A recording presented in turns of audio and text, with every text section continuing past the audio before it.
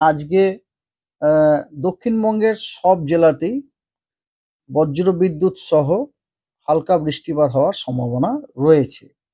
তার মধ্যে বাঁকুড়া, ঝাড়গ্রাম, পশ্চিম মেদিনীপুর, পূর্ব মেদিনীপুর, হাওড়া, তারপরে সাউথ চব্বিশ পরগনা, এই জেলাগুলিতে অনেক জায়গাতেই কিন্তু বজ্রবিদ্যুৎ সহ হালকা বৃষ্টিপাত হওয়ার সম্ভাবনা আছে এবং দক্ষিণবঙ্গের বাকি জেলাগুলিতে কিছু জায়গায় বজ্রবিদ্যুৎ সহ বৃষ্টিপাত হওয়ার সম্ভাবনা আছে এবং উত্তরবঙ্গের সবকটি জেলাতে দু এক জায়গায় বিক্ষিপ্তভাবে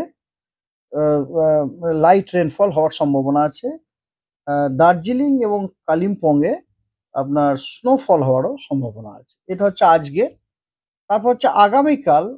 আগামীকাল উত্তরবঙ্গের চিত্রটা ওই একই, মানে সবকটা জেলাতেই বিক্ষিপ্তভাবে দু এক জায়গায় হালকা বৃষ্টিপাত হওয়ার সম্ভাবনা আছে। তার সাথে দার্জিলিং, কালিম্পংয়ে তুষারপাত এবং দক্ষিণবঙ্গেরও সব জেলাতেই বজ্রবিদ্যুৎ সহ বৃষ্টিপাত হওয়ার সম্ভাবনা আছে। এর মধ্যে কিছু জেলা, যেমন ধরুন পুরুলিয়া, দুটি বর্ধমান, বাঁকুড়া, দুটি মেদিনীপুর, হাওড়া, কলকাতা, হুগলি, তারপরে সাউথ চব্বিশ পরগনা, এই জেলাগুলিতে অনেক জায়গাতেই বজ্রবিদ্যুৎ সহ হালকা বৃষ্টিপাত হওয়ার সম্ভাবনা আছে এবং দক্ষিণবঙ্গের অন্য জেলাগুলিতে কিছু স্থানে বজ্রবিদ্যুৎ সহ হালকা বৃষ্টিপাত হওয়ার সম্ভাবনা আছে, হালকা মাঝারি বৃষ্টিপাত হওয়ার সম্ভাবনা আছে। এ গেল 20 তারিখে। 21 তারিখে দক্ষিণবঙ্গের সব জেলাতেই আপনার কি বলে হালকা বৃষ্টিপাত হওয়ার সম্ভাবনা আছে, তবে কোনো রকম বজ্রপাতের সতর্কবার্তা নেই ওই দিনে।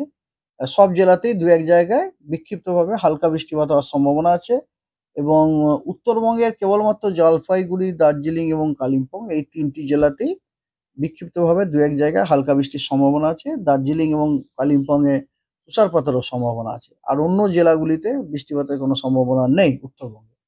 22 তারিখে আবার অবস্থা একটুখানি পরিবর্তন। 22 তারিখে দক্ষিণবঙ্গের সবকটি জেলাতেই অনেক স্থানে বজ্রবিদ্যুৎ সহ হালকা মাঝারি বৃষ্টিপাত হওয়ার সম্ভাবনা রয়েছে এবং উত্তরবঙ্গেরও জেলাগুলিতে হালকা মাঝারি বৃষ্টিপাত হওয়ার সম্ভাবনা আছে। তার মধ্যে দার্জিলিং, জলপাইগুড়ি, মালদা, এগুলিতে হচ্ছে আপনার স্ক্যাটার্ড রেনফল, অর্থাৎ আপনার কিছু জায়গাতে হালকা বৃষ্টিপাত হওয়ার সম্ভাবনা।